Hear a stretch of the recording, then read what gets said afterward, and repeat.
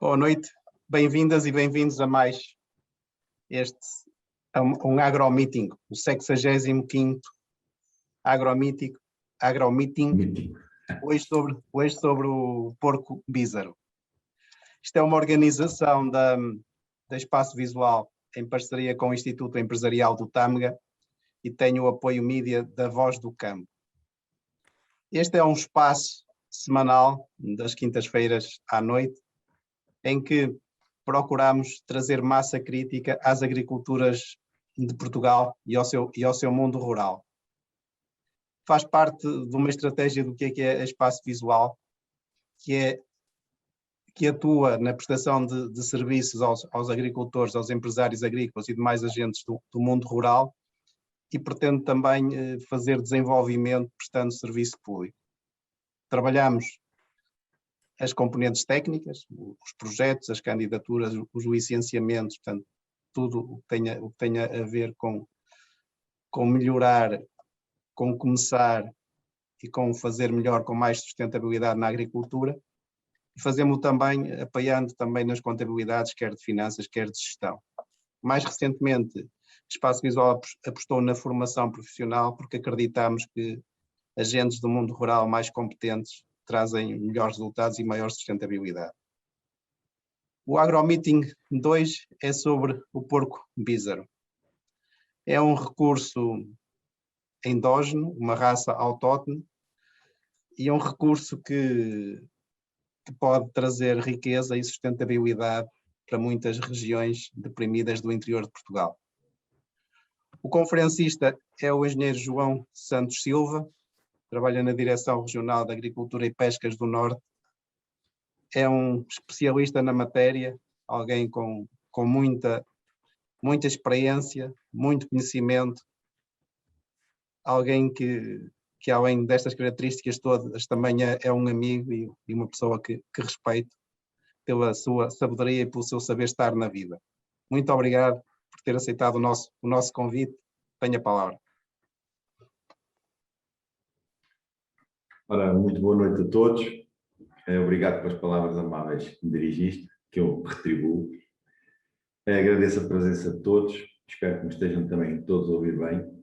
E antes de começar, gostaria de agradecer ao engenheiro José Martino o convite que me fez para estar aqui e felicitá-lo pela organização destes seus agromeetings, onde tem vindo a divulgar e a promover a agricultura portuguesa.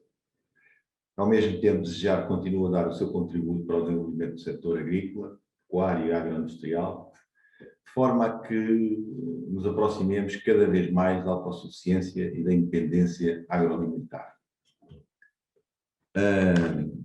Passando ao tema que nos traz aqui hoje, o porco bízaro, preparei alguns slides que vou de seguida passar e no final poderão colocar as questões que entenderem, sobre qualquer matéria que queiram ver mais aprofundada ou desenvolvida. Aquilo que vou fazer será uma apresentação geral deste recurso genético, este importante recurso genético português. Eu tenho que partilhar aqui como é que eu vou fazer isto. Esperem só um bocadinho, aqui o meu ecrã. É compartilhar a tela. Pois. E depois escolher o fecheiro. Onde é que é compartilhar a tela? Em baixo, a segunda à direita. É com o rato em cima do ecrã, do ecrã, e aparece uma barra de fundo.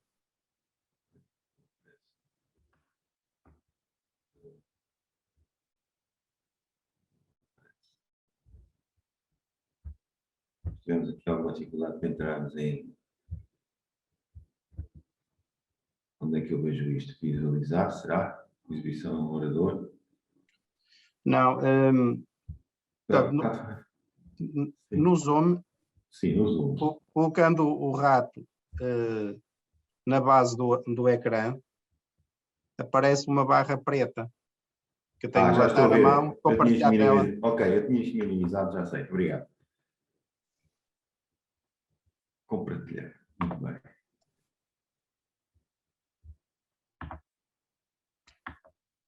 Já estamos a ver. Já estão a ver, não é? Já estamos a ver, já estamos. Como eu estava a dizer, aquilo que eu ia fazer aqui, que vou fazer aqui, portanto, será uma apresentação deste recurso genético português, passar alguns exemplos de explorações e de resultados obtidos nessas explorações que eu acompanhei durante alguns anos, fazer um apanhado sobre o conhecimento atual daquilo que podemos dizer em termos de futuro e depois ficarei disponível para as vossas perguntas.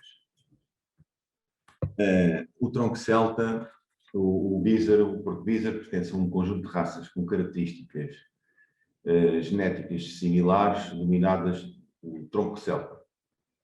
Resumidamente, os porcos que hoje conhecemos podem dividir-se essencialmente em 3 grandes troncos, ou famílias de suínos.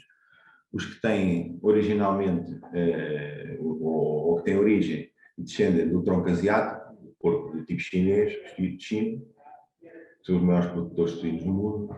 Os suínos que evoluíram no sul da Europa, num sistema mais agrossilvopastoril, que é o porco mediterrâneo, que dá origem ao porco alentejano, e a uma série de raças ao longo de toda a orla mediterrânica. E um terceiro grupo, que é os suínos que evoluíram na Europa Ocidental, os japoneses bosques verdejantes do norte da Europa Ocidental e Atlântica, o porco celta. Na América, não sei se sabem isto, por razões geográficas, e em África, por razões essencialmente culturais, nunca existiram porcos domésticos.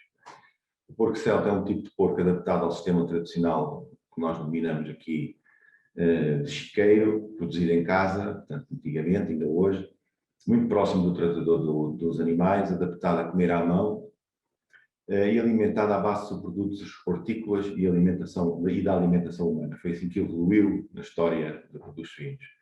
O tronco celta, devido ao equilíbrio das suas excelentes características, é, dentre os troncos genéticos antigos, o que mais contribui para as raças e linhas genéticas hoje utilizadas na suinicultura industrial, que é interessante.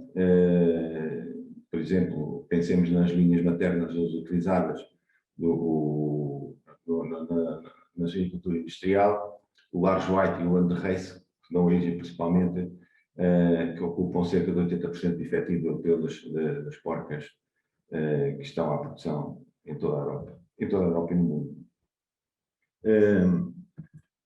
O porco bízaro é atualmente gerido pela ANCSUB, associação esta que faz a gestão do livro genealógico, desde 1995. Nas suas características, são animais grandes e compridos, podem atingir cerca de 1,5 m de altura, 1,5 m da nuca até ao raiz da cauda, também altos e compridos. Apresentam uma pelagem preta, branca ou malhada de branco e preto, ou cinzento, acinzentado. Tem uma pele grossa e cerdas compridas, os pelos compridos e abundantes. A cabeça é grande, com orelhas compridas, largas e pendentes e uma boca bastante grande. O dorso é arqueado, o tórax é alto e achatado, a garupa é estreita, descaída e pouco musculada. Para fazer uma apresentação para nos relembrarmos o que é o porco bízaro.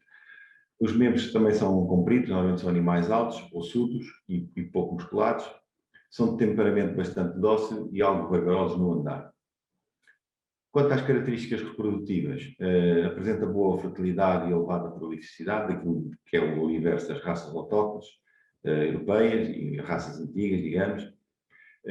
Existem registros antigos com mais de 20 ninhadas de leitões nascidos, portanto, confirma realmente a sua prolificidade. As características de crescimento engorda são animais de crescimento lento, por natureza. Aí a carcaça do porco, deste tipo de porco, acumula mais gordura do que os porcos exóticos. Por natureza, a toucinha pouco, quer dizer, faz um toucinho não tão grande como outras raças também autóctones do sul da Europa. A carne é bastante intermeada, portanto, tem aquela gordura intramuscular que dá as características de excelência à carne. É dentre as raças locais europeias também uma das mais magras de todas e a mais prolífera, portanto, esta é a razão essencial porque foi utilizada no melhoramento dos porcos exóticos até hoje à agricultura industrial. Este slide ilustra-nos, segundo os dados do livro genealógico mais atuais, a evolução da raça desde a sua fundação até os dias de hoje. Aquilo que podemos observar nestes gráficos é a evolução do efetivo das porcas reprodutoras e o número de criadores ativos, e que foi resultado da grande divulgação que se fez da raça e dos sistemas de produção associados às dinâmicas de economias rurais locais. com também uma grande evolução e parcerias que se fizeram na altura, desde 95, 96, com as universidades, nomeadamente a UTAD, a Estação Zootecnia Nacional, o INIA, outros centros de investigação que nessa altura apareceram, do Civil, estou-me a lembrar, e esta produção, portanto, estes projetos assentes no aproveitamento dos recursos endógenos e na transformação de produtos de elevada qualidade. Portanto, foi sempre este o objetivo. Este é um modelo de desenvolvimento que assenta no dinamismo das associações de produtores e que também teve um desenvolvimento significativo e decisivo através do apoio dos diferentes quadros comunitários de apoio que se foram sucedendo. Estão-me a lembrar, no início, quando ainda pouca gente falava no Porco Visa, quando isto começou há cerca de, portanto, em 94, 95, 96, começa nos meados nos anos 90, um primeiro programa do PAMAF e seguidamente do Agros, portanto, tinham medidas muito específicas para o IDE e para a investigação e desenvolvimento, tiveram um papel preponderante na produção de conhecimento através das medidas de investigação, demonstração e divulgação. Portanto, foi uma altura de testar, de conhecer, de conservar, de recuperar a raça, de multiplicar, de melhorar e chegarmos a um conjunto de animais que pudesse realmente ser multiplicado e passado para os produtores, que assim acontece hoje. Mais tarde, em 2007, a partir dos programas do PRODER, em 2014, através do PAMAR, do PDR 2020, que ainda hoje estamos a viver quase no seu final, nas medidas de investimento, o apoio às novas explorações, nomeadamente jovens agricultores, chegámos a um ponto que hoje, no meu entender, e uma vez que estamos em fase de transição do Pacto Comunitário, pois seria um momento adequado para se fazer, ou para se começar a iniciar, um balanço do que poderá decorrer menos bem, projetarmos um novo ciclo, tendo em vista as oportunidades, quer em termos do potencial de produção de Porco Visa, quer em termos do potencial de desenvolvimento dos mercados. Eu mais à frente abordarei este tema no final, com algumas considerações que farei, e em termos estatísticos, poderemos ver no slide, que nos mostra os efetivos e a distribuição. Podemos ver que tem cerca de 5.586 porcas puras registradas em zoológico, um total de 157 explorações, distribuídas por diferentes regiões, Trás-os-Montes, entre Guarani, Alentejo e Beira. Aí no cantinho do lado direito poderão ver as explorações na primeira coluna e na segunda coluna as porcas inscritas em livro de adultos nessas diferentes regiões, e vem o mapazinho aí com a distribuição. Ponto desta situação, pensando já naquilo que hoje existe em termos de explorações pecuárias do MISA, eu dividi isto em 3 dimensões de explorações, podem ser geridas de maneira, ou que devem ter uma abordagem diferente em função destas 3 diferentes dimensões. Que são as muito pequenas até aos 20 suínos, que são explorações do tipo tradicional, que a orientação produtiva é tripla, normalmente produzem leitões, vendem alguns leitões, têm os porcos gordos e fazem transformação em casa artesanal.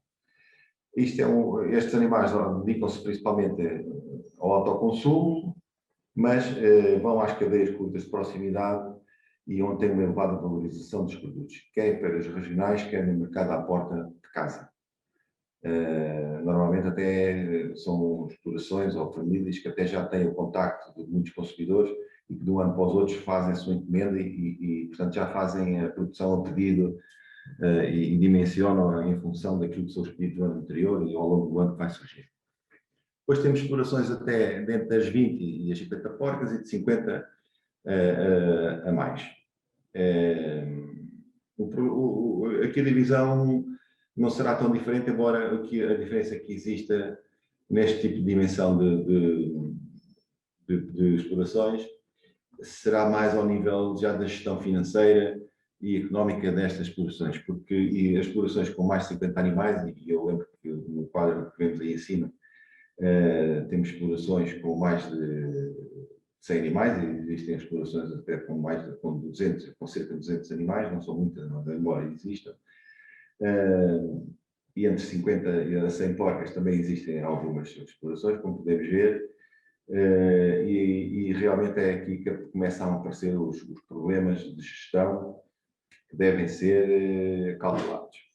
Isto são explorações do tipo fechadas, ou abertas, que quer dizer com acesso, ou fechadas, com acesso ao exterior, ou abertas com acesso ao interior, depende agora de como queremos ver isto, ao ar livre ou ao semi-ar livre. Normalmente estas explorações dedicam-se à produção de leitão.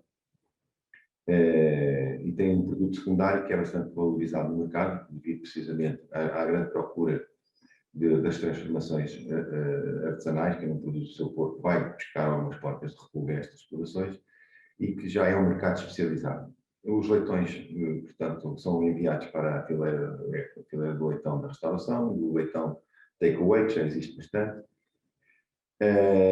e são estes tipos de explorações que existem no mercado. Passava ao slide seguinte. Portanto, em termos de caracterização do mercado, aquilo que temos é o leitão, a carne fresca e os enchidos e presuntos que são vendidos ou nas feiras ou à porta, como disse, ou já têm as denominações de origem e as IGPs a funcionar.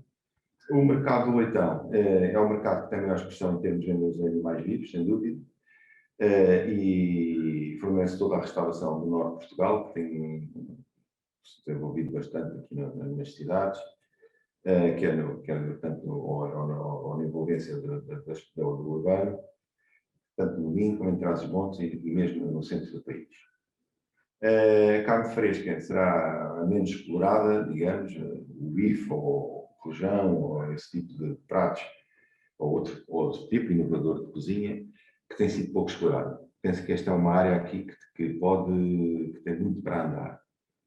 Esta carne normalmente é feita para o autoconsumo das famílias, eventos e festas que estão marcadas, e há alguns restaurantes especializados que começam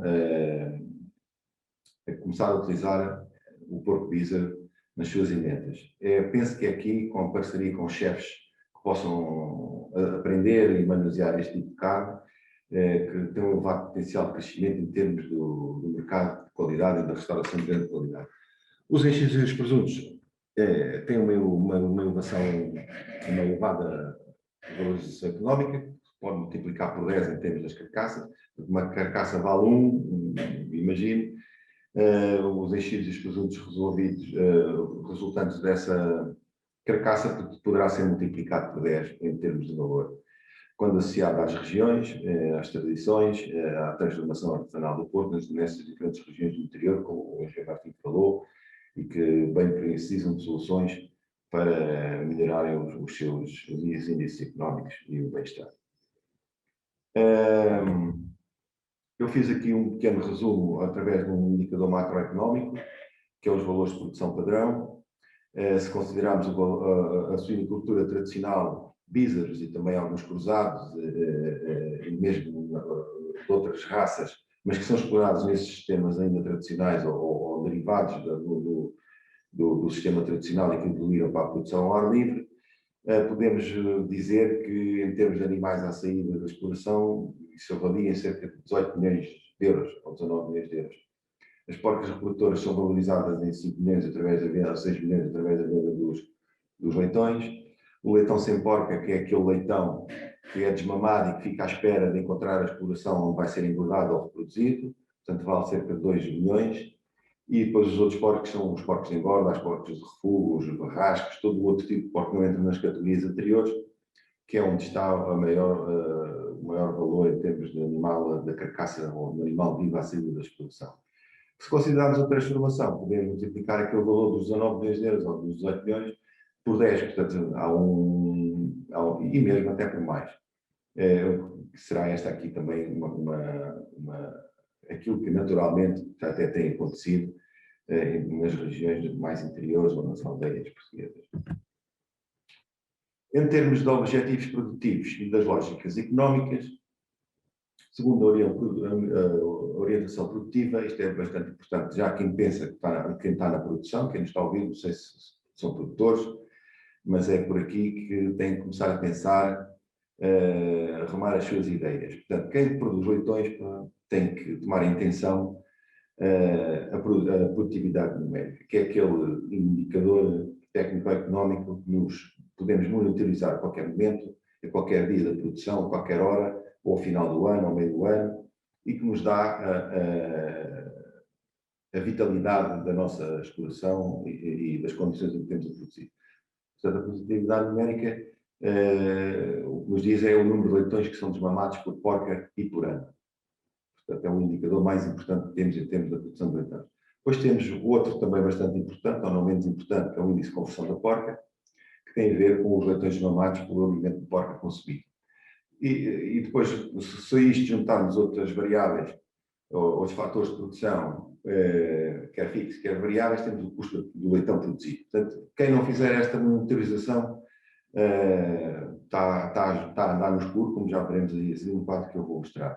Relativamente à carne fresca, os indicadores que têm que tomar atenção são os ganhos médios diários, o rendimento da carcaça, o índice de conversão talvez o mais importante, que é o quilograma de carcaça produzido pelo alimento consumido, e depois também o custo do grama de carcaça, se adicionarmos os outros fatores de produção. A carne fresca, quando se pensa em produzir a carne fresca do ISA, de qualidade específica, e enchidos ou presuntos, os indicadores económicos para trás, ou técnico-económicos, que estão para trás, já não são tão importantes do crescimento, mas são as características qualitativas que importam, como o teor da gordura, o peso da carcaça, ou seja, o peso e a idade do animal é abatido, a cor e a tenrura da carne, o poder de retenção da água, etc.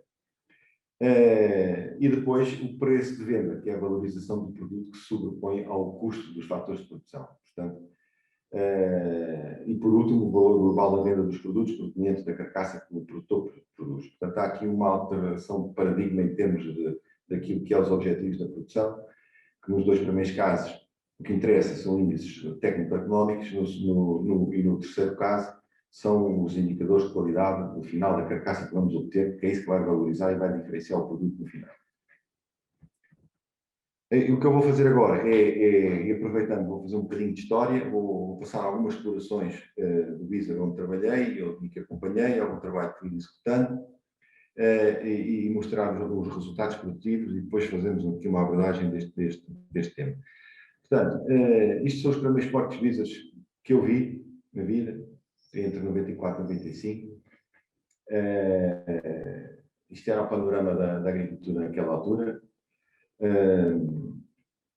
Vemos aí no centro um porco, eu vou apontar, no fundo são dois porcos que aqui estão, está um porco e está uma porca por trás, aqui dois focinhos.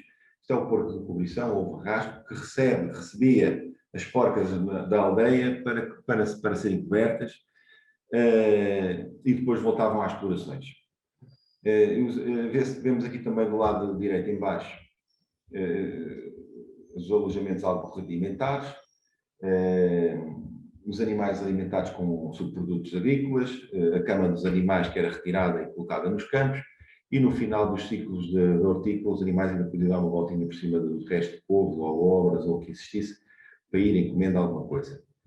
E aqui uma fotografia que nos mostra a produção ainda artesanal. Depois, nesta altura, por volta de em 96, foi aprovado, propusemos um projeto da Universidade de Trás-os-Montes, as direções finais que antes estavam divididas em Trás-os-Montes e Leirim, e a Associação de Criadores, conjuntamente com o INIA, que era o ESN, a parte responsável pelo animal, para a parte animal, fizemos então o primeiro projeto de recuperação e conservação da caça. Peço desculpa, eu vou desligar. Esse núcleo, portanto, foram constituídos dois núcleos, portanto, adquiriram-se animais nas explorações tradicionais e foram levados quer para Guimarães, para São Tocado, para a estação experimental de produção animal, que tinha sido fundada nessa altura, que eu ajudei a fundar, ao abrir, e a Monte Alegre. Portanto, que eram duas estações no norte do país que faziam a conservação dos recursos genéticos e faziam algum trabalho nesta área, nas diferentes espécies de animais. Portanto, essa exploração foi uma exploração ao ar livre, como ali viam, com cabanas de fibra, portanto, onde os animais estavam condicionados com rede, e depois tinha aqui a parte dos parques, e tinha os parques de gestantes mais cá em baixo, aqui pode-se ver, com cabanas em grupo. Tudo isto era feito através de um sistema, a água era levada através por baixo da terra, e havia os bebedouros automáticos, que isso é bastante importante em termos da produção ao ar livre. Abundância, qualidade e disponibilidade a qualquer hora.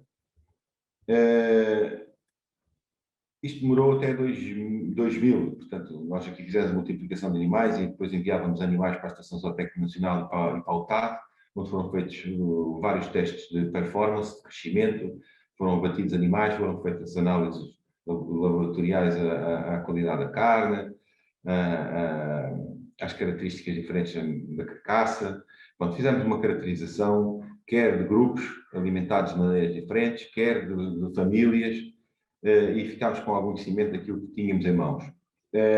Depois, mais tarde, quando veio o agro, continuaram-se esses projetos, mas mudámos para a Vila do Conde, em Feirão, onde havia também uma estação de experimentação. Peço desculpa. Isso já foi uma exploração projetada de outra maneira, com mais área, como podemos ver aí, mais verde. Portanto, o encabeçamento foi bastante superior, e é um encabeçamento realmente que os manuais, digamos, indicam. Foi feita uma rede de contenção verdadeira à volta dos campos, depois foi feita uma cerca elétrica. Por dentro, os campos eram divididos por cercas elétricas, onde havia os parques de gestantes, os parques de lactação e parto, onde foram colocados também já alimentadores automáticos, como podemos ver aqui, bebedouros automáticos, também no mesmo sistema anterior.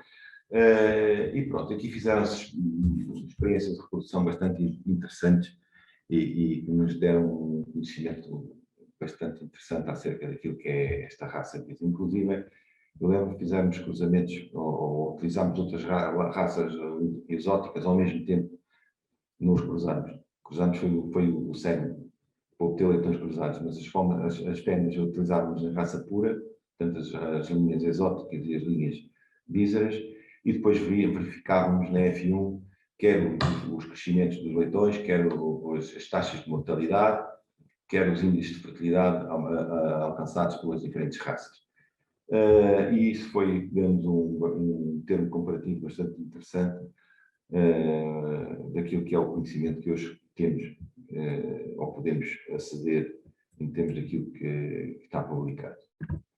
Aqui muito para introduzir este problema, que para mim é um dos maiores problemas que existe na suinicultura ao ar livre, e que normalmente é descurado, mas é o mais importante também ver, que é o clima. E nós sabemos que vivemos num momento de alterações climáticas, é o que se fala neste problema das alterações climáticas, e que vamos sentindo aos poucos. E aquilo que este gráfico mostra, precisamente, isto foram feitos entre 97 e 2000, portanto, durante 4 anos, 4 invernos e 4 verões, foram acompanhadas as temperaturas mínimas, diárias e máximas, e tínhamos o núcleo do Wizards a funcionar da reprodução, não é? E aquilo que víamos é que nos momentos em que vemos aqui assinalados com estas ovais, portanto, nos picos do verão, em que há aqueles dias, as ondas de calor entre 35 e 40 graus e mesmo em cima dos 35 graus, que havia os riscos de morte, de problema de partos, perdas de ninhadas ou parciais da ninhada, problemas das mamites, baixamentos de crescimento dos animais ou dos leitões por falta de produção de leite ou da qualidade do leite, são bastante frequentes. E isto pode ser grave em termos daquilo que é a sustentabilidade económica de uma exploração ao ar livre que não considera a agressividade do clima.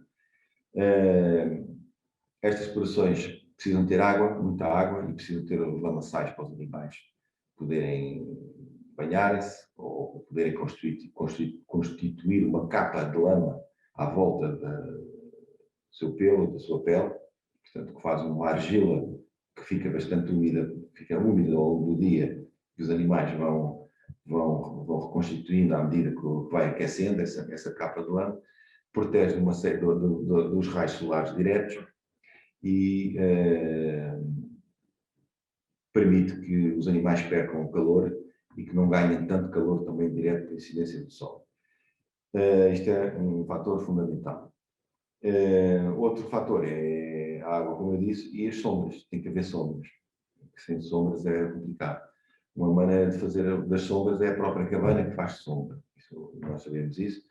E há algumas maneiras de ventilar as cabanas que permitem que, ao nível do solo, portanto, se levantarmos um bocadinho, fizermos um cálcio, por exemplo, na cabana, o ar que passa por baixo fresco permite que os animais se refresquem nesse momento.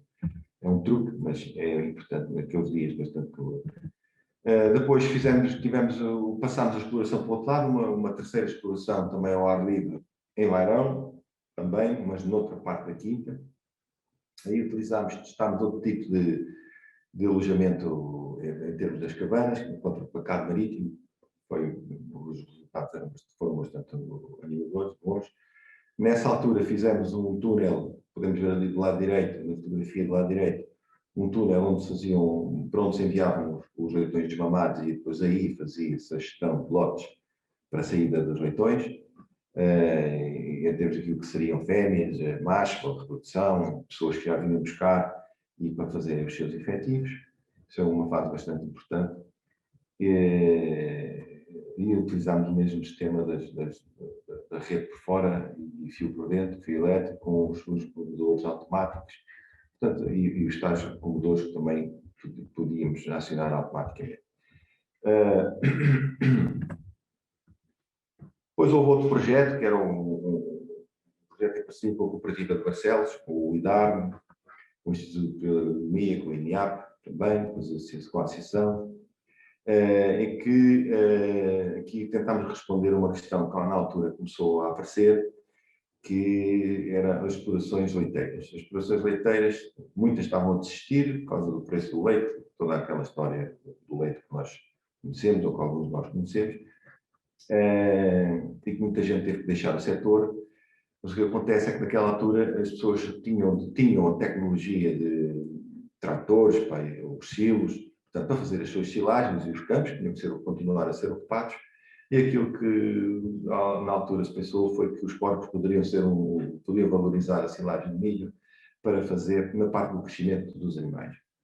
Ora bem, em termos nós ficámos a conhecer qual é o potencial da silagem na alimentação dos bízaros, ficámos a saber das limitações que a silagem tinha de alimentos forrageiros deste tipo na alimentação dos bízaros. Foi um projeto depois que, em termos empresariais, não foi muito para a frente, este tipo de engordas com forragens, porque o mercado da carne fresca até hoje não se desenvolveu como poderá ainda reiniciar ou retomar essa ideia de desenvolvimento dos mercados. Penso que tem essa possibilidade, é um desafio. E aí sim, começar a pensar neste tipo de alimentação. Eu também já explico algumas coisas relativamente a isto. Mas foi um projeto que correu bem. De qualquer dos modos, em termos de aplicação, o mercado definiu que ainda não era o momento de o porco com 100 kg de carcaça, ou com 90 kg de carcaça, ou 70 kg de carcaça, ainda entrasse no mercado, ou que houvesse restauração que fizesse a valorização dessas carcaças. Outra experiência também dentro desse projeto foi em Passos Ferreira, na estação de leite de Patrocínios, não com silagem, mas com outro alimento forrageiro, que era erva fresca colhida dos campos. Portanto, constituímos vários lotes de 10 animais, 4 lotes, não sei quantos 40 animais estavam em teste, mas explorações antigas que existiam, bastante boas até. E fizemos a testagem da erva, quer no crescimento, quer na qualidade da carne, portanto, nos diferentes fatores. Depois um projeto já mais recente, que é um projeto europeu, que é o Treasure, podem consultar naquele link que tem aí embaixo, com o Instituto Viana do Castelo, da Escola Superior Agrária de Ponte Lima. Fizemos um projeto bastante interessante, um grande projeto, acho eu, que utilizámos a ideia do túnel, com alguns melhoramentos, com redes anti-mosquitos, anti-moscas, com portas com acesso ao exterior, onde projetámos um campo com cerca de 2.000 metros quadrados para cada lote de animais. Portanto, temos aí temos aqui 2.000 metros, 2.000 metros, 2.000 metros, portanto, separados com fio elétrico, depois com pontos de alveramento aqui a azul, podem ver, e todos tinham acesso ao túnel. Portanto, as portas é que eram diferentes, uns saímos por este lado, outros têm acesso por ali, outros têm acesso por ali. Em termos de investimento, o investimento não é muito elevado, e podem-se engordar uma quantidade considerável de animais por este sistema. Isto estava dimensionado para fazermos 200 animais por ano. E foi também uma experiência e um período de experiências com resultados bastante valiosos e que ainda não estão totalmente explorados até hoje, mas que demonstram realmente o grande potencial, quer em termos de adaptação do porco ao meio ambiente, quer em termos da própria sustentabilidade deste sistema de produção que aqui está, quer em termos da qualidade das carcaças que são produzidas, que tem aqui um potencial de crescimento bastante elevado. O problema será sempre o mesmo, é o preço a que se paga o quilograma de carcaça e a valorização que depois os especialistas da matéria da restauração possam fazer através dele, assim os consumidores, haja consumidores, que eu penso que há, basta experimentar, quem nunca experimentou uma costeleta de porco bízaro, verá que é completamente diferente. Aqui já são explorações que foram objetos de investimentos agrícolas, portanto, através do Prodério e através do PDR Liquid. São explorações que os agricultores, e bem, pelo menos em algumas regiões, têm que fazer uso de um sistema semi-ar livre ou semi-coberto, em que tem a parte das maternidades fechadas e tem a parte da gestação e das posições ou da confirmação de gestações ao ar livre. Portanto, podemos ver aqui, este é um tipo de exploração, os tipos de cabanas, depois os próprios, com a sua criatividade, os próprios materiais que encontram na sua região, a maneira que eles próprios, às vezes os próprios produtores que têm ligações à construção civil ou alguém familiar, que conseguem construir as suas explorações dentro daquilo que é o aconselhável para a produção de suínos. Aqui, muito importante, aqui do lado direito, esta manga para carregamento dos animais, que isto evita bastantes acidentes. Então, um dos problemas que eu acho que as pessoas esquecem sempre é a parte do transporte do animal à saída da exploração. Pode criar bastantes perdas nos matadores em termos de contusões que possam aparecer na carcaça, de ramos, por aí fora. Esta é uma exploração do produtor também Passo de Ferreira, que tem resultados bastante bons, portanto também ele tem um semi-ar livre, que a parte interior, onde tem celas livres, agora fechadas, portanto não tem aquelas as maternidades com barras, e tem depois a parte também no exterior, com bastantes sombras. Aqui outra exploração também, podemos ver as celas de maternidade, com uma separação para os leitões onde é feito o milho, com aquecimento, portanto aproveitando algumas tecnologias que existem no mercado em termos das possíveis industriais, a parte da luz e da ventilação aqui neste cantinho que temos aqui ao longo do corredor, e também com algumas cabanas, um armazém em fibra, um contentor para guardar as rações longe de roedores, insetos, para aí fora, que isso é bastante importante. Aqui um grupo de porcos bastante bonito, está só aqui esta fotografia. Aqui uma outra exploração, em que já é utilizada a grelha em plástico, com a fossa por baixo para a iluminação dos dejetos das porcas, onde é produzido um churume. Esse churume também pode ser utilizado na fertilização de campos. Vemos aqui tipo, já uma construção do género que utiliza no Alentejo as malhadas, em que há uma parte interior com acesso ao exterior para um parque para o animal ou os animais poderem ter o seu exercício. A orientação deste túnel, isto acaba por ser um túnel fechado lá dentro, em consideração com as sombras e com o potencial de aquecimento, que também tem de apanhar sol no inverno, a orientação é bastante importante. Aqui outra exploração, já no meio de uma floresta, do mesmo género, portanto, subir ar livre. Eu vou passando. Depois podem colocar questões no final sobre alguns aspectos que possam desenvolver. Aqui no Barroso, no Alto Barroso, em Ponte Alegre, também uma exploração feita ao subir ar livre, portanto, as porcas gestantes cá fora e as porcas no interior a parir. Esta exploração, uma exploração de cerca de 20 porcas que produz leitões que são utilizados na restauração, e depois existem nas redondezas. Aqui alguns restaurantes que fazem a utilização da carcaça nos restaurantes, que tem bastante saída, e depois também a produção de enchidos. Esta outra exploração também, feita em madeira, as divisórias já são feitas em madeira, portanto, onde tem aqui ao ninho do leitão, que tem uma portinha aqui por baixo, que é esta, equivale aqui a esta porta. Depois, ao lado, tem a porca reprodutora. Portanto, isto é quase como um contentor fechado, que as porcas estão lá dentro para parir. E depois andam cá fora a passear.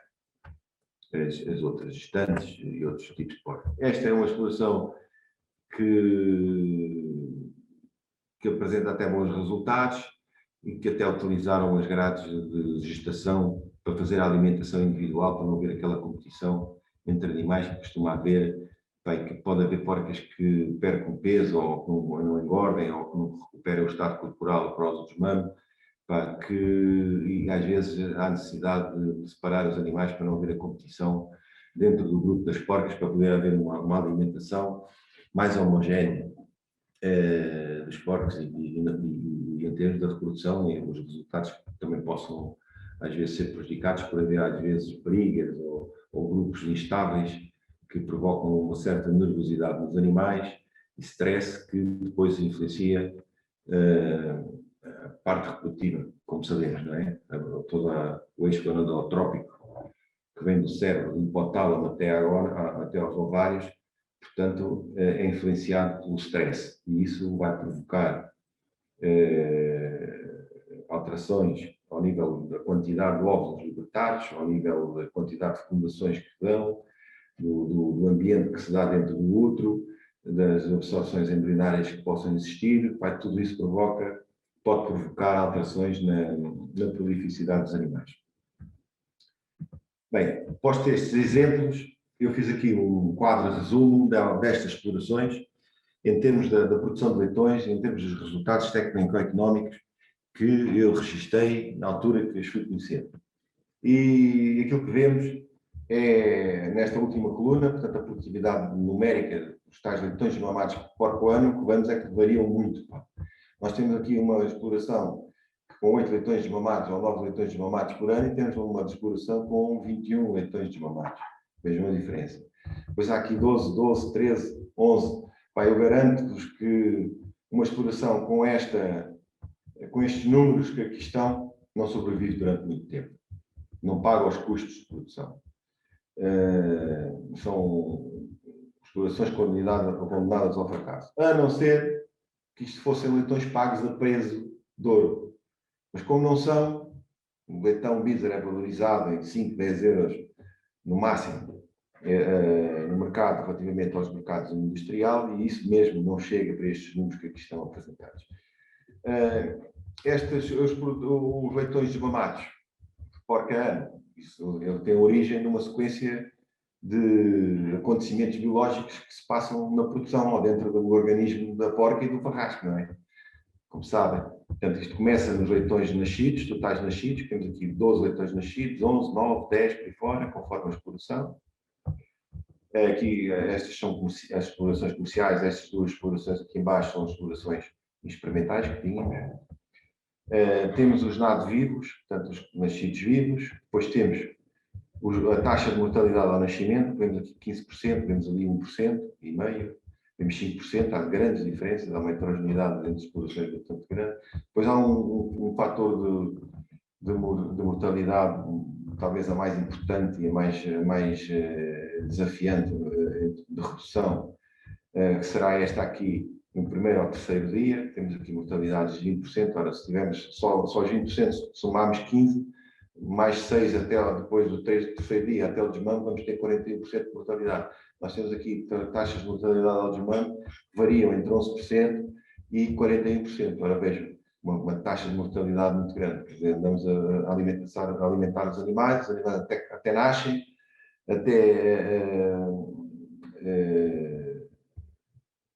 e depois morrem nos primeiros dias de nascimento, nos primeiros dias de vida.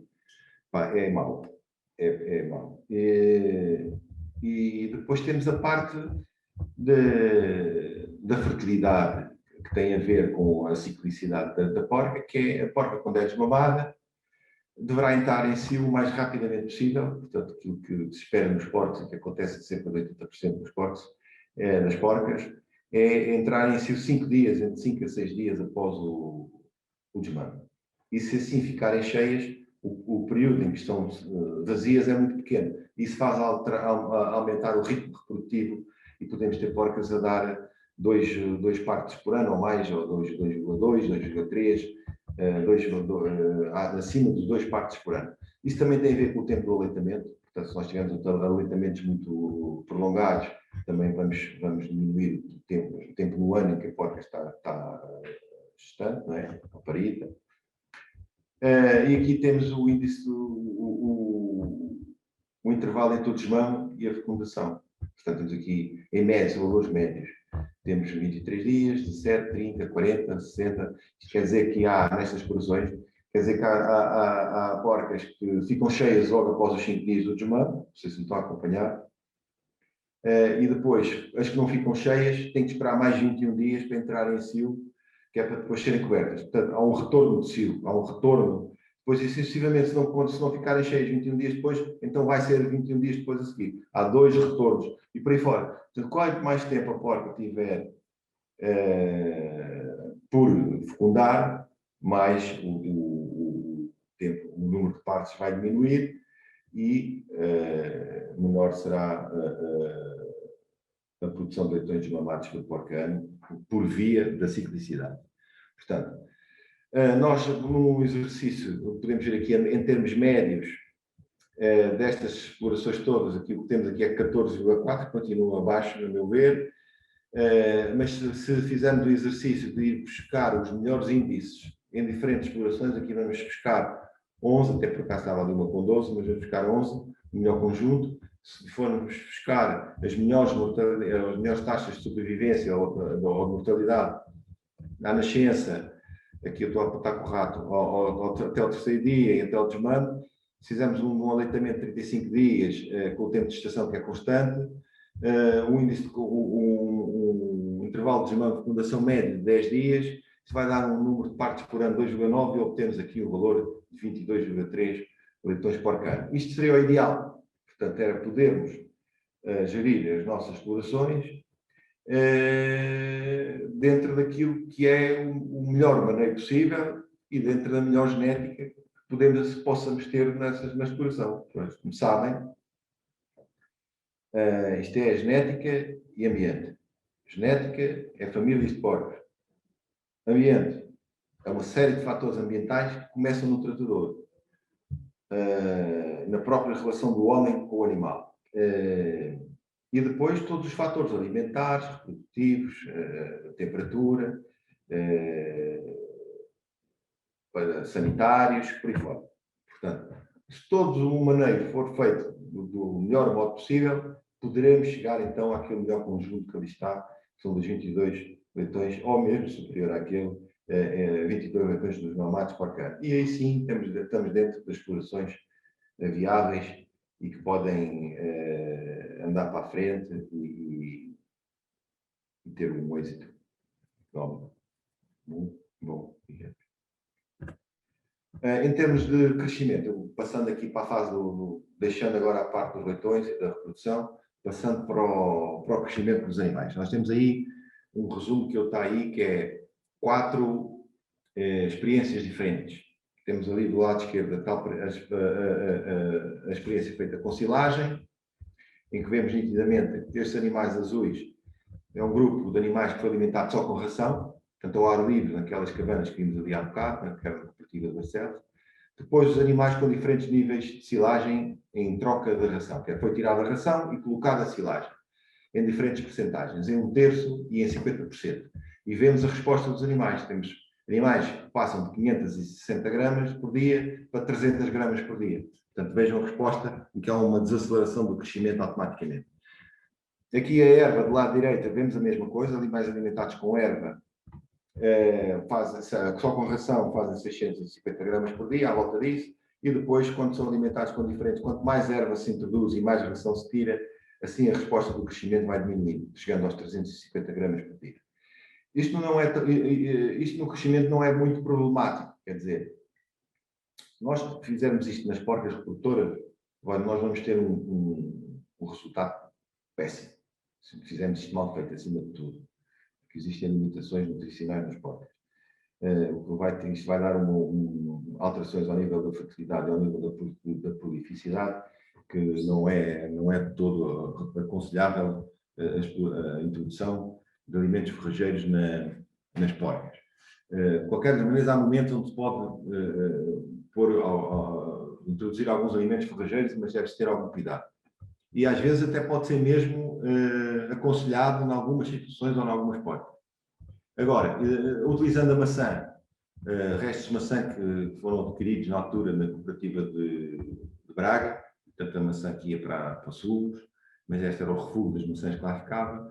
Vemos animais aqui a fazer 750, um grupo a fazer 750 gramas por dia, e depois temos outros a fazer 500 e 500 gramas. Portanto, já próximos daquilo que seria um alimento só com ração. A maçã é um bom alimento, tem muito amido, apesar de ter muita água, estas porcas comiam 4 kg de maçã por dia, e depois foi-lhes reduzida a ração em quantidades diferentes, até aos 50%. Portanto, em 75% num grupo e 50% no outro. E vemos aqui respostas boas em termos da maçã, em termos de utilização de frutos. Estes cinzentos são os testes de performance feitos na Estação Zootécnica Nacional, feitos com animais alimentados individualmente. Isto era para testar o potencial de crescimento destes animais, ao lado de outras raças. Aqui, por exemplo, são raças cruzadas Pietran com Bízaro. Aqui tem uma resposta logo com 74 gramas superiores a estes dois grupos que aqui estão. O grupo de porcos Bízaros puros e engorda. Portanto, eram animais que eram engordados até aos 100 kg. Depois eram batidos e eram feitas as tais análises à carcaça e à qualidade da carne. Portanto, em termos de resumo disto que temos à nossa frente, é que a introdução de silagem ou de alimentos forrageiros na alimentação dos suínos provoca automaticamente uma desaceleração do crescimento, que nas primeiras fases de crescimento não é muito aconselhável, mas isto até pode ser aconselhável ou aconselhado nas fases finais do crescimento da carcaça. Porque isto o que provoca, se nós depois verificarmos a espessura da gordura final ou a gordura depois que existe na carcaça, os animais que são alimentados com forragem crescem mais devagar e depositam menos gordura no final. Isto quer dizer que se deixarmos uma fase de acabamento em que tiramos os alimentos, os cerealíferos, os cereais e proteaginosas, que é aquilo que se utiliza nas rações, e colocarmos alimentos forrageiros, que podemos obter um crescimento próximo daquilo que é o tradicional, digamos, com crescimentos mais lentos e com menos deposição de gordura. E isso pode ser benéfico, e é benéfico para as carcaças que são utilizadas em termos de produção de carne fresca. Este é o grande desafio que se coloca aqui em termos de alteração de sistema, ou de pensar um sistema que se adapte à produção de carcaças para consumo em fresco, quer em termos do rendimento das carcaças, quer em termos da qualidade da carne. Isto é um assunto importante. Eu vou passar isto é um resumo do que eu falei. Portanto, temos aqui o crescimento até aos cerca de 150 dias, ou aos 60, 70 quilos, que é um crescimento exponencial, e depois temos as respostas dos animais em crescimento em função dos diferentes alimentos que são introduzidos forrageiros. Esta é aquela experiência do IPV, do Instituto de Ponte Lima, que já mostrei. Aqui, pus isto aqui para mostrar que este sistema semiar livre apresenta resultados idênticos aos animais que foram alimentados dentro de uma cor tradicional cimentada com palha em cima. Portanto, embora em termos de imagem que isto traz para o setor, a imagem que traz dos animais, o sistema do túnel, eu acho que é mais agradável, pelo menos a quem tem uma certa aversão, e cada vez mais parece que isso é um tema do bem-estar. O bem-estar é um tema antigo, mas em termos daquilo que é a imagem ambiental, que se possa, da maneira, da forma, da liberdade que se dá aos animais, ao poderem executar os seus comportamentos naturais, que é aquilo que está dentro dos mandamentos, digamos, do bem-estar animal. Portanto, passando às conclusões, passados alguns anos e o contacto meu que tenho com esta raça e daquilo que fomos fazendo, em termos do desempenho produtivo, vou fazer aqui um resumo, ele é inferior ao porco convencional, das raças exóticas, em parte devido às limitações genéticas, mas também devido ao uso menos intensivo e adaptado às condições, e da adaptação às condições locais. O Bizzer, dentro do conjunto de raças autóctones europeias, é uma das melhores, em termos de prolificidade e fertilidade, e daí que explica que seja a raça mais utilizada depois no desenvolvimento dos sistemas intensivos, ou da genética intensiva. O desempenho reprodutivo pode ser bastante melhorado por via da melhoria da gestão da reprodução e da nutrição, e através de uma coisa que é que eu falei há bocado, que a gestão das temperaturas, ou da resposta às temperaturas, quer muito baixas no inverno ou muito altas, esse é o maior problema no verão. O outro problema é a gestão das massas corporais da porca. Uma porca perde peso durante a lactação e tem que ganhar peso durante a gestação. E se isso não acontecer, dentro daquilo que é a condição corporal ideal, há problemas que resultam daí, que também levam a muitos desaires produtivos. Por exemplo, se nós chegarmos com porcas muito gordas ao parto, vamos ter problemas sanitários ao nível das mamites e vamos ter problemas depois também no crescimento dos leitores. E através da própria dificuldade do parto e bem-estar animal e bem-estar da porca.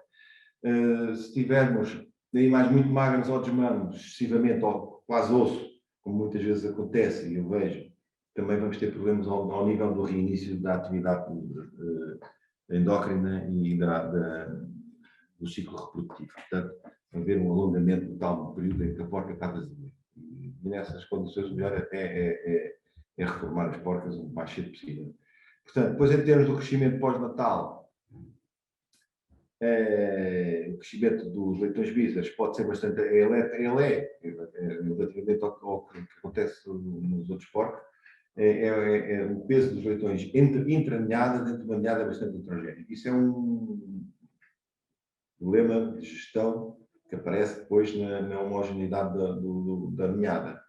Nós queremos vender uma ninhada, ou queremos vender as ninhadas por inteiro, mas existem lá animais muito pequeninos e existem outros muito grandes. É um problema, tem que se andar ali a fazer um acabamento de leitões, já com rações e não sei o quê, para tentar arranjar lotes homogéneos, para não se perder o mínimo na negociação que se faz com os comerciantes.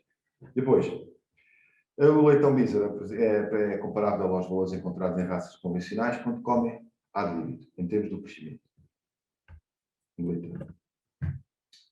Em termos de crescimento e engorda, a velocidade de crescimento é razoável, embora ela digamos que é das que cresce mais em termos das raças autóctones europeias, mas é das que cresce menos que as industriais. Está ali no meio.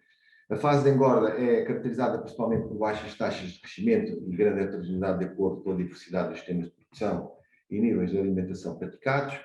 o potencial de crescimento da maioria das raças de suínos locais provavelmente não é bem explorado e as suas necessidades nutricionais face aos alimentos utilizados permanecem ainda para serem investigados. Isto é um dos fatores que deve ser ainda desenvolvido ao nível do conhecimento, que é a nutrição e a alimentação dos forragens, por exemplo, e outros tipos de alimentos, subprodutos alimentares da agroindústria, por exemplo.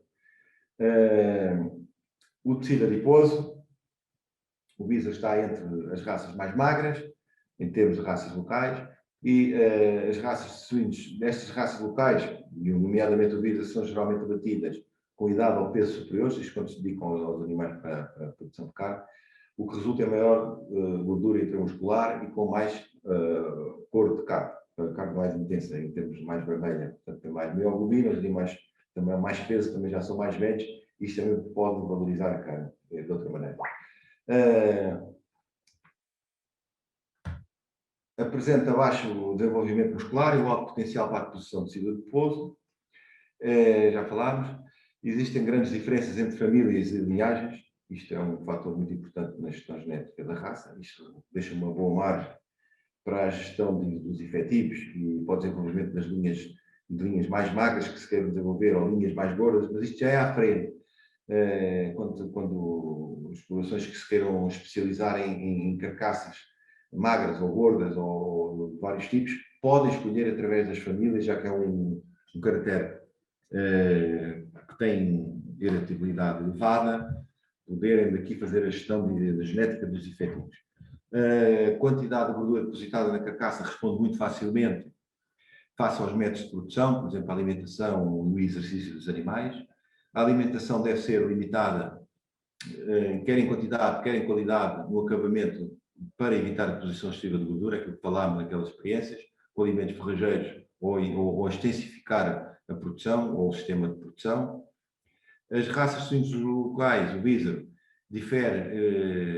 normalmente diferem dos perfis dos ácidos gordos relatados nas raças dos suínos modernos, que mostram tendência para os ácidos gordos mais insaturados. Isto é bastante notório na raça alentejana, e até porque tem um sistema extensivo de acabamento com bolota que o ácido oleico, não é? O ácido que está nos ácidos gordos, que se depositam automaticamente do alimento para a gordura de carne. Portanto, para terminar, em termos das novas explorações que apareceram, que existem hoje, que estão a elaborar, o balanço sobre os quadros comunitários, sobre este quadro, ou os outros que sucederam, ou aquilo que existe no terreno, parecendo globalmente positivo, ainda tem que ser feito este balanço. Há que examinar determinados casos de insucesso, face a algumas desistências, explorações, por exemplo, há algumas explorações que fazem este tipo de gestão, quer dizer, que estão para produzir leitão, depois, por as razões que apontámos, tem que diminuir o número de porcas, essas porcas vão para fazer enchidos e passam a dedicar-se ao fumeiro. E depois passam das 20 porcas ou das 30 porcas para 6 ou 7 porcas que ficam lá, que são as melhores, e que começam a obter rendimentos ou encomendas de uns anos para os outros já para fazerem o fumeiro. E então jogam muito na porca de refúgio e em alguns leitões que vão vendendo e vão adaptando a sua dimensão à sua capacidade, digamos, ou de gestão financeira ou de métodos de manejo que utilizam. A ideia que tenho é que as melhorias devem ser introduzidas ao nível dos sistemas de produção e dos investimentos, do início das explorações, e em paralelo fazemos uma avaliação dos mercados do correu bem e mal.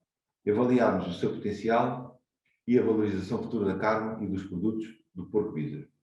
De um modo geral, para tornarmos mais eficiente o uso do porco Bisa em ambiente empresarial, há que projetar de forma eficiente as necessidades de nutrição em função do ambiente, das práticas de gestão e dos sistemas de produção, melhorando assim a sustentabilidade económica por meio de uma eficiência ideal e precaver o impacto ambiental que eventualmente pode existir em algumas explorações.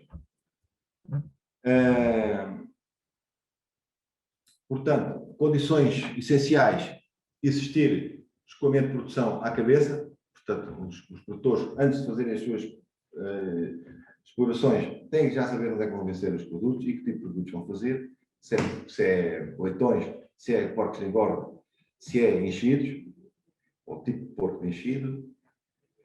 Ter um controle total dos custos de produção, que passa pela otimização da gestão dos custos dos fatores de produção e domínio de 3 fatores que eu acho essenciais, que eu dei ao breve, que é os princípios da termorregulação dos suínos, que é os princípios da gestão da condição corporal e das reservas adiposas das porcas, reprodutoras versus nutrição, e a constituição de um bom e efetivo no início da exploração e ao longo dela, obviamente. Portanto, em termos das empresas que utilizem mão de obra permanente, eu aconselharia nunca menos uma dimensão de 70 a 100 porcas, para se introduzir um trabalhador a tempo inteiro, o que carece de um bom fundo de maneio. Portanto, eu já vi animais a sofrer por falta de fundo de maneio. Portanto, o bem-estar animal reflete o fundo de maneio, muitas vezes, e é por aí que muitas explorações acabam. Há que estabelecer um bom contrato de escoamento de animais, seja leitões, seja porcos adultos. O ideal é conhecer as margens de negócio, estudar bem este assunto, os custos de produção, e ter um bom contrato com fornecedores, ter um valor de venda mínimo garantido, isto seria o ideal, e vendas periódicas dos animais. Depois, dominar a técnica de gestão do dia a dia. Talvez tenha que fazer a formação profissional, como falou aqui o Eugênio Martins logo no início, que é bastante importante. E, se possível, esta formação em ambiente de produção. A questão do preço mínimo garantido terá que ver com a diferenciação do produto, o qual deve ser inquestionavelmente reconhecido pelo consumidor, quer em termos da certificação da qualidade, quer em termos da segurança do produto que estão a consumir. Pensando na retoma, isto para finalizar, já vai a minha longa aqui a minha palestra, numa retoma da vida normal pós-pandemia, na retoma da economia e do turismo, talvez seja agora uma boa oportunidade para recomeçar de novo e bem com novos projetos, bem estruturados naquilo que eu acabei de falar para trás. Portanto, a partir deste momento, estou disponível para as vossas perguntas ou debatermos estas questões que quero ver aqui debatidas. Está bem? Muito obrigado. Nós é que agradecemos, foi uma excelente aula dada por um grande mestre que tem conhecimento e tem experiência. Então passava já para as perguntas que aqui temos. Que superfície de terreno agrícola deve ter o jovem agricultor para se iniciar nesta atividade? Boa pergunta. Ora bem, vamos lá ver. Área, não é? Que área de terreno? Sim. Bem, estamos a falar de explorações ao ar livre, ou semi-ar livre, digamos. Não estamos a falar daquela exploração industrial que é fechada. Nesse caso, é a exploração sem terra, sim. Ou exploração por metro quadrado por porco, que tem cerca de 1,5 metro quadrado por porco, ou 3 metros quadrados por porca reprodutora, e isso faz essas contas, eu pertenço a uma casa com porcos lá dentro. Não é isso. Portanto, em termos da produção semi-ar livre, ao ar livre, aquilo que é razoável em termos de... Há 2 fatores, a quantidade de solo e a qualidade do solo. Em termos da área necessária por animal, parte das reprodutoras, eu diria, o ideal é termos 500 metros quadrados para cada porca. Isto vai dar 20 porcas por hectare. Esse valor que se fala muito, dos 20 porcas por hectare, é 500 metros quadrados por porco. Mas poderá ser um bocadinho menos. 300, 350, 400, depende da qualidade do solo. Se for um solo que encharque muito, que se degrade muito facilmente e que tenha pouca drenagem, as áreas por porca têm que aumentar. Se a qualidade do solo for ao contrário, de má qualidade em termos de drenagem, em termos de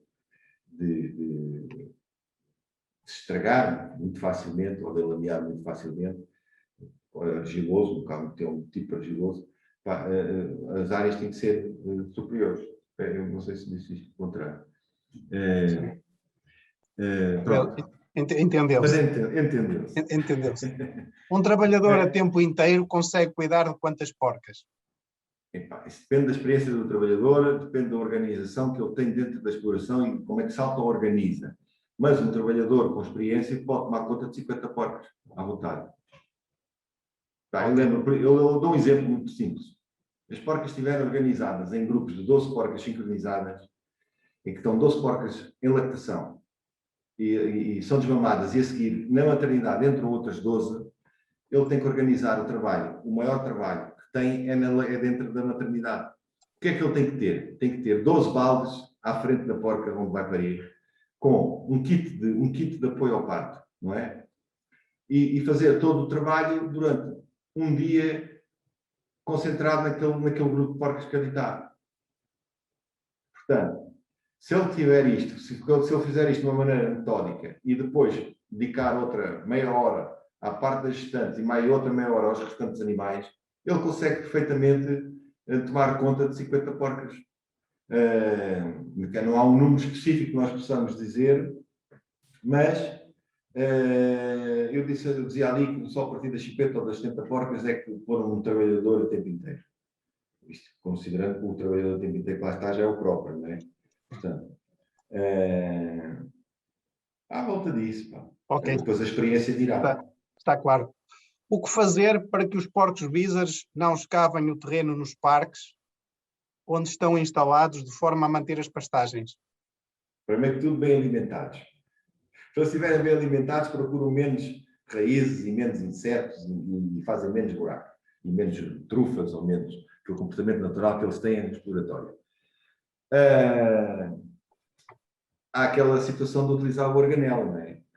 Em que se põe o organelo ou os arames no nariz do porco, da porca, e como aquilo provoca dor ao escavar, esse comportamento fica proibido, digamos, por natureza, por dor na porca. Agora, eu até nem sei, se é uma ignorância minha neste momento, eu sou de uma altura em que foi proibido e eu neste momento não sei se está proibido, se não está.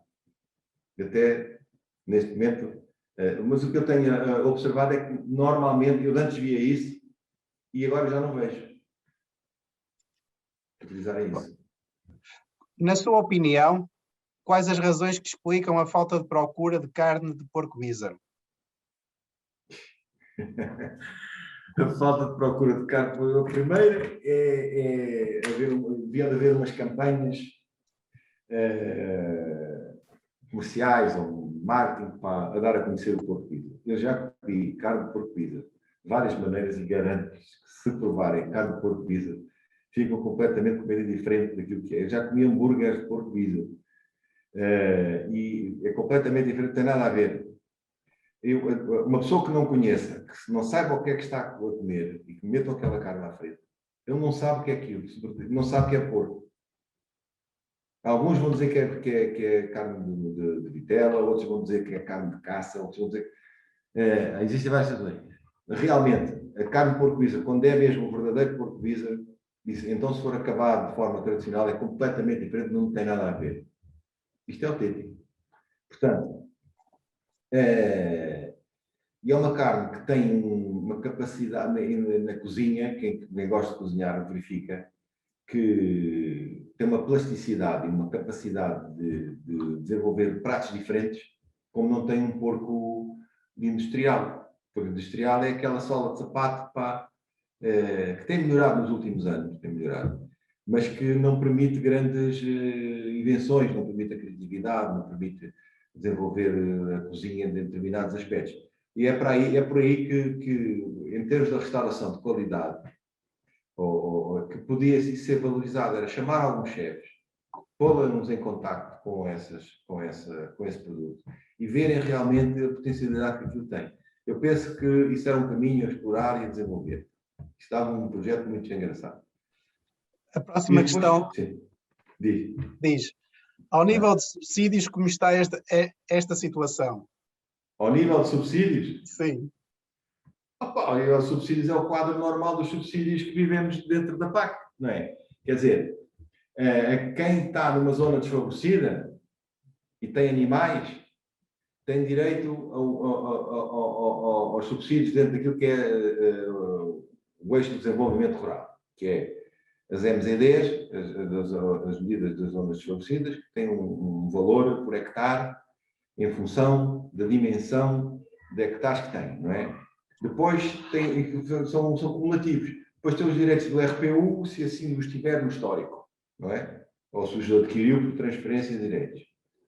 Portanto, tem o RPU, tem as MZDs e depois tem a ajuda às raças autóctones. Se for uma raça bisa pura, explorada em linha pura, dentro daquilo que é os critérios de extinção que está a raça, ou crítico, que eu agora não sei se é crítico, se é extinção, se é em perigo, há vários critérios, tem um valor por cabeça normal. E então, acumula 3 subsídios. Os subsídios é isso. Agora, se me perguntares se o subsídio é alto ou é baixo, isso já é outra conversa. Isso já tem a ver com aquilo que está estabelecido ao nível daquilo que é a PAC, ou que é a história da PAC, ou que foi aquilo que ficou estabelecido nas negociações da última vez que se mexeram nos valores por hectare, por país e por região, não é? Agora, e por cabeça normal. Agora, se me perguntas se é pouco ou se é muito, eu no meu caso, se fosse agricultor, dizia que era sempre pouco, que é pouco, mas agora, que isso que é uma ajuda boa para quem faz a produção de animais, e que isso pode, se nós pensarmos que o subsídio à raça autóctone do porco, ou dos porcos bízaros, ou mesmo do porco alentejano, pode cobrir em parte metade dos custos da alimentação. Ok. Isso aí. Certo. Obrigado. Qual o número de partos por ano que o produtor deve conseguir atingir na gestão das suas porcas? Vai ser o máximo possível. Portanto, o máximo possível seria 115 dias de gestação. Portanto, a porca fica cheia, tem 115 dias de gestação, tem o parto, faz 35 dias ou 28 dias de lactação. A porca entra em cio, passado 5 dias, fica automaticamente cheia, faz outros 115 dias e assim sucessivamente. Se ele fizer essa conta, vai ver que obtém 2,3 ou que é 2,35 parques por ano. Aquilo que acontece é que há uma grande parte das porcas, ou uma porcentagem de porcas que não entram em cio logo a seguir ao desmame, e aí tem que decidir, ou retirar a porca da produção e manter os números da produtividade numérica elevados por via do ciclo, por via do número de partos elevado, porque retira a porca das contas e refuga, não é? Ou então, se volta a pôr em reprodução, vai ter que esperar mais 21 dias e automaticamente o intervalo de partos aumenta.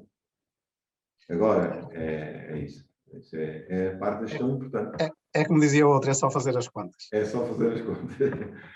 A produção DOP e IGP existem no porco bízaro e dão-lhes valor acrescentado? É assim, existe e dá valor acrescentado se for explorado, bem explorado, não é? Existem várias DOPs, existe uma listagem de regiões e de produtos com origem no porco bízaro que têm DOPs e IGPs, têm trás-os-montes, quer no milho, não sei se nas beiras já existe algum, penso que sim, ali no largo ao pé da Guarda, portanto, onde presuntos, enchidos, determinados tipos de enchidos, adeiras, ali na zona de Mirandela, que já têm ou indicação geográfica, ou DOP, ou indicação geográfica específica, não indicação geográfica, ou aquela terceira específica, qualidade específica, em que se chegarem ao mercado diferenciados por esse fator, em que há certeza que esse produto é fabricado dessa maneira, ou tem origem nesse sistema de produção, ou nessa raça, ou no manual de produção, tem a sua valorização económica, evidentemente, que tem saída. Agora, se perguntares, existe consumo? Existe alguns consumidores que consomem esses produtos. Agora, são todos? Não. Nós sabemos que Portugal tem uma distribuição de consumidores com diferentes posses económicas, com diferentes comportamentos, e que uma coisa tem que se ajustar à outra. Portanto, se metemos muito produto no mercado, ou não o vendemos, ou o preço baixa, ou vice-versa. Portanto, ou se há muita procura e pouco produto, o preço é elevado. Temos essas situações. Mas depois temos uma terceira situação, é que já ouvimos isto acontecer, ou há histórias, ou de vez em quando, isso é debatido nos fóruns de discussão, que é um fator recorrente, que é os produtos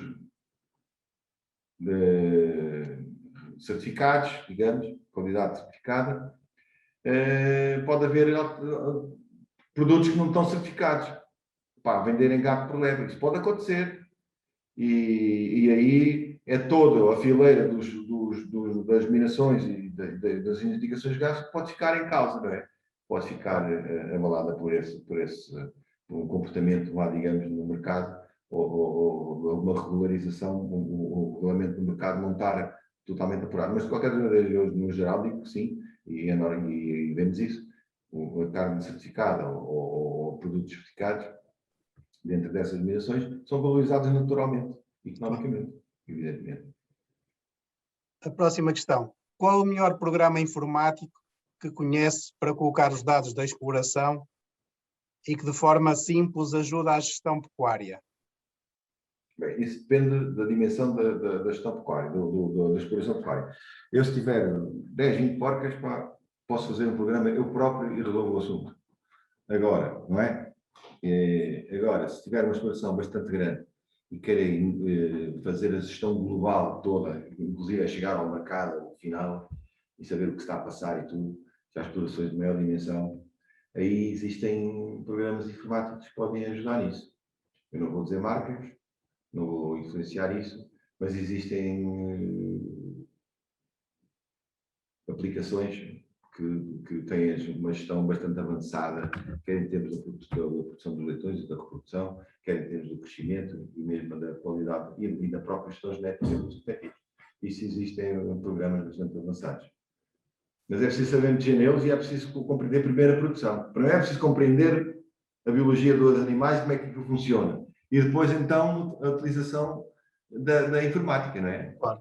Portanto, pessoal, a produção, precisão, zootécnica, precisão, não é? Chegamos lá, não é? É por aí que chegamos lá. Qual o número mínimo de porcas com que devo começar uma exploração de jovem agricultor? Isso aí...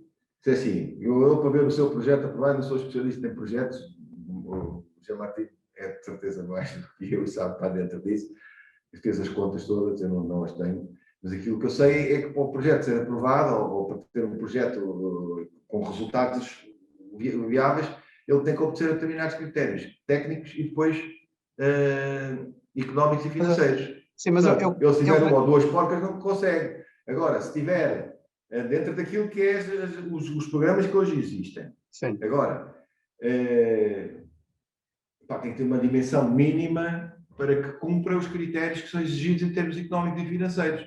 Não é? Sim, mas eu creio... Mas ele anda à volta das 20, ou que é 30, fala-se nisso. Mas eu não sei ao certo. Certo, não. Eu creio que a questão que é mais prática e do ponto de vista técnico, que é, imaginemos, sei lá, que são 30 ou 50. No fundo, eu acho que a questão é se começa logo no primeiro ano por comprar as 30 ou as 50, sim, ou se deve começar com valores menores, não é? Portanto, ou seja, sei lá, imaginando, sei lá, começa com 15 e depois no ano seguinte faz mais 15, ou se começa logo com os 30. Sim, é assim. Vamos lá ver. Eu posso fazer de várias maneiras. Pode começar logo com as 50, como pode começar logo com as 20, como começar em 15 e passar para 20, 30, 40, pode ter vários. Ele tem que fazer bem quando fizer o que faz, quando o que escolher. Devemos pensar numa coisa.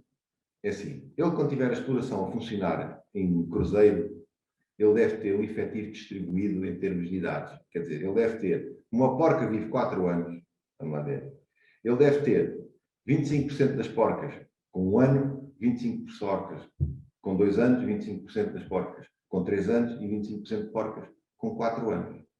Correto? Isto para ter uma entrada todos os anos de 25% de porcas a entrar na recria. Portanto, a taxa de substituição deve refletir, primeiro que tudo, a taxa de saída das porcas mais velhas, que se o equilíbrio estiver feito em termos de idades, será 25%.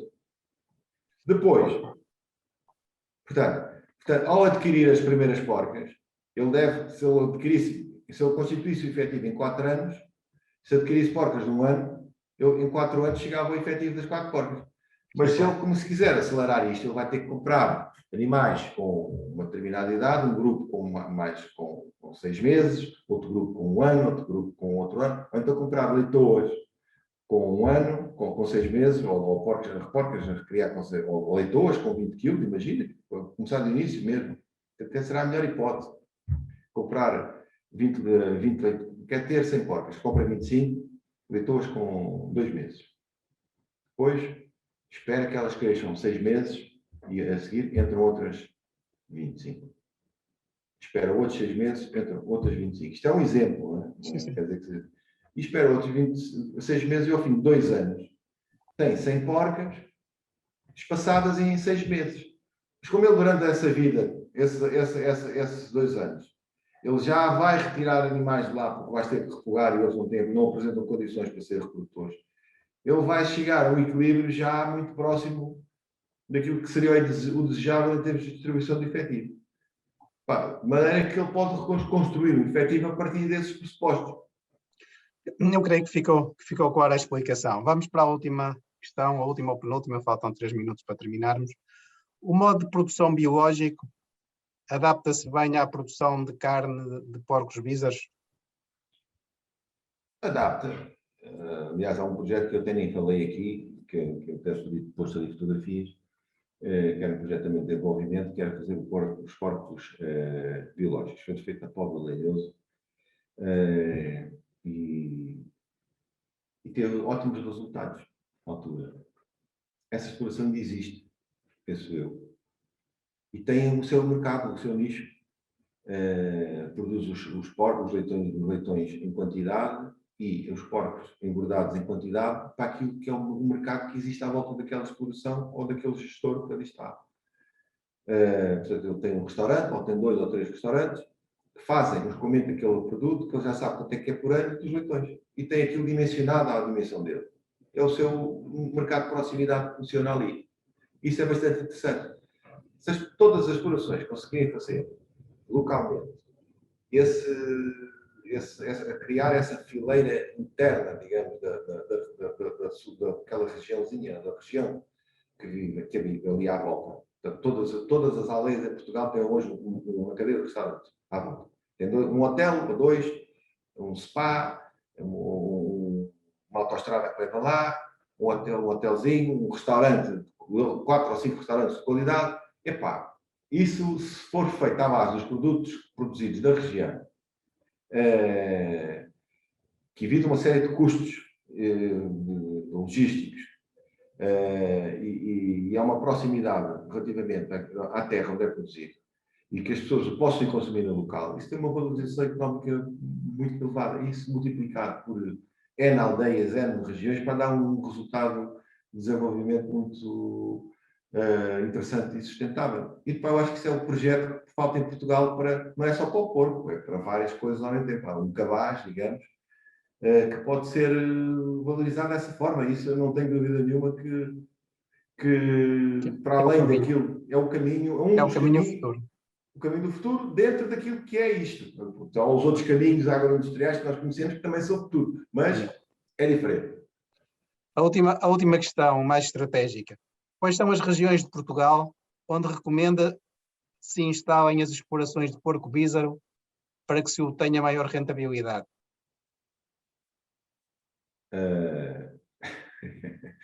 Pois. Eu pressuponho, isso aí tem 2. A resposta acaba sempre por ir dar ao mesmo. A rentabilidade, fala a rentabilidade, também me estava a falar na valorização do produto, primeiro. Agora, se me dissesse assim, a pergunta é, onde é que os animais se dão melhor, em termos de casca? Onde é que a produção será mais simples ou mais adaptável, em termos Eu creio que tem a ver que o espírito da pergunta deverá ser esse. Deve ser esse. Sim. É assim, fazendo os porcos neste sistema ao ar livre, uma coisa é fazer os porcos de modo tradicional, antigo, dentro de uma cortezinha, em casa lá ao lado. Aí, uma pessoa que tenha 4 ou 5 porcas, isso é um sistema excelente, em termos de acondicionamento ambiental, porque tem todas as condições para os animais desenvolverem bem a sua vida e a sua produção. Nas explorações pequeninas, muito pequeninas, são até que têm melhores resultados. Agora, se quer fazer uma exploração já com alguma dimensão, com dezenas de porcas ao ar livre, ou semi-ar livre, meio fechado, meio aberto, há aqueles 2 fatores essenciais que eu disse aqui. Primeiro, nós temos que conhecer os princípios da termorregulação dos suínos. Nós sabemos que as porcas têm uma zona de conforto térmico, que eu não tenho de cor, mas anda ali nos 20 graus. 19 graus, 17, 15, 20 graus no máximo. Se as porcas se o ano inteiro tivesse essas temperaturas, é nessa região que era melhor. Melhor será. Mas Portugal é uma zona que tem climas muito diversos. Em termos de temperatura, aquilo que interessa é ter o menos alturas, temperaturas elevadas possíveis, durante menos dias seguidos, as zonas de calor. Isso é próximo do mar. Quanto mais nos aproximemos do litoral, e vimos isso pela experiência que mostrei aqui, em Vila do Conde e em Guimarães e em Monte Alegre, as porcas, quando se aproximam de zonas mais amenas e com menos amplitudes térmicas entre dia e noite, têm um comportamento muito mais apropriado em termos daquilo que é o comportamento natural dos animais. Quer da reprodução, quer do crescimento, quer do aleitamento dos leitões, essa parte. Portanto, quanto mais do litoral se aproximarem, melhor. É por isso que no interior as pessoas que fazem a maternidade fechada começaram a ver que não podiam ter um sistema ao ar livre total. Tem que ter uma fase da vida dos animais em que os animais têm que estar condicionados. E isso é dentro da maternidade fechada. Portanto, fazendo isso bem, também combatem o problema da termorregulação dos suínos. Portanto, isso é situação de verão e de inverno. Porque depois é a parte da precipitação que eu não falei aqui. A exploração ao ar livre, para dar bons resultados, a precipitação não pode andar acima dos 700 ou dos 800 milímetros por ano. E até aconselhável menos. Portanto, em regiões como é o norte de Portugal, aqui no Minho, na zona, eu não digo o litoral, chove um bocadinho menos, mas mesmo assim chove bastante. Mas até mais aqui na zona mais vertigente do Minho, por exemplo, ou em Trás-os-Montes, aqui nas zonas mais próximas do Minho, no interior, no centro, é que as explorações, a precipitação pode chegar aos 1500 milímetros por ano. E se as explorações forem dimensionadas de modo muito fechado, em termos de área, não tiverem muita disponibilidade de área, isso vai enlamear, vai a parte das drenagens, parte do pisoteio, o que se pretende é ter o solo com cobertura verde.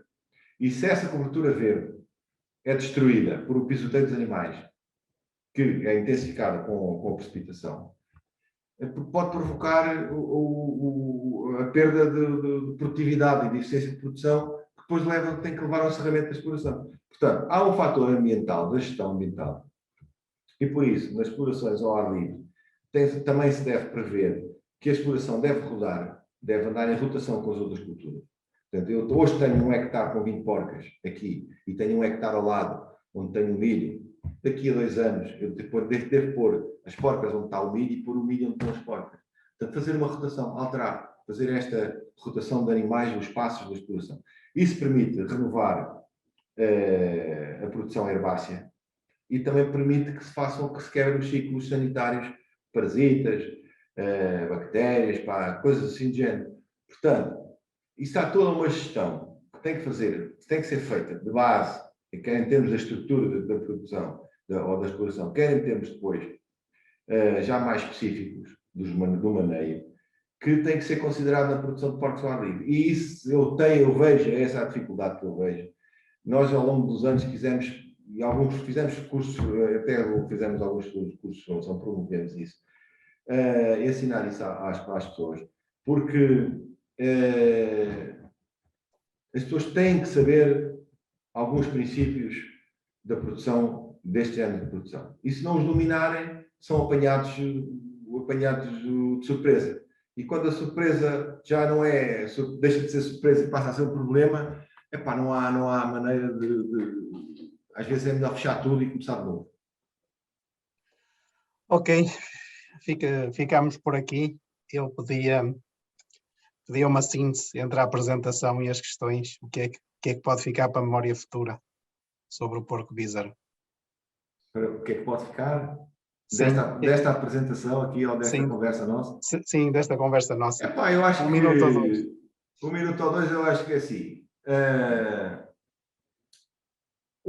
Este porco bízaro é um recurso genético extremamente interessante, com potencial de exploração de mercado e de ocupação de espaços rurais, com multiplicação económica ao nível da restauração e ao nível da exploração que isso pode dar, mesmo ao nível da gestão ambiental e mesmo das florestas, tem um potencial gigante.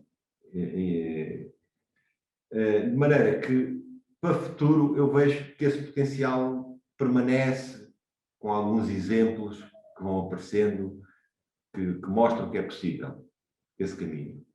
Agora, juntem-se as pessoas interessadas,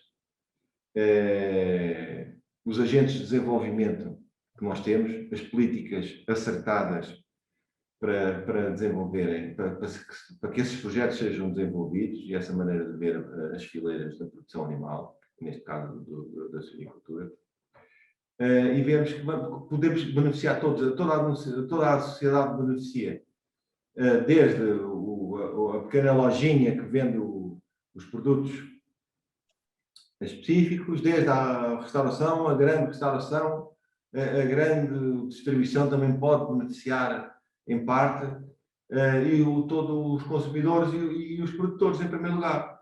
Portanto, e não temos uns campos tão abandonados como cada vez vamos tendo, parece que cada vez há menos, quer dizer, nós à medida que vamos conhecendo mais, vamos desenvolvendo mais os conhecimentos, mais as tecnologias, mais soluções se apresentam, parece que menos esperança se vai tendo, quer dizer, quanto mais possibilidades inventamos, parece que mais difícil se torna depois transformar isso em negócio ou transformar isso em situações reais, com positivas. De maneira que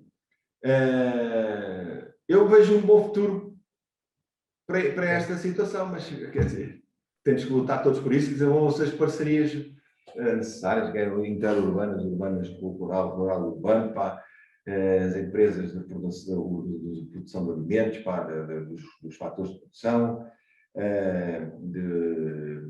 e da transformação, e a restauração acho que tem um papel importante nesta parte.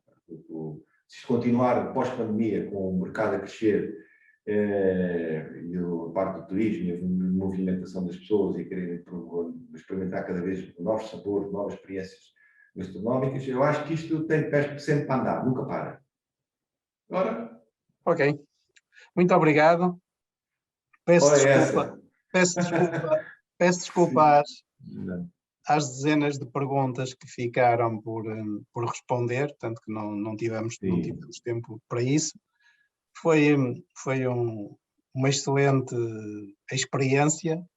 Pudemos saber muito acerca do porco bízaro, perceber que é um recurso que tem potencial, assim haja quem transforme esse potencial em riqueza.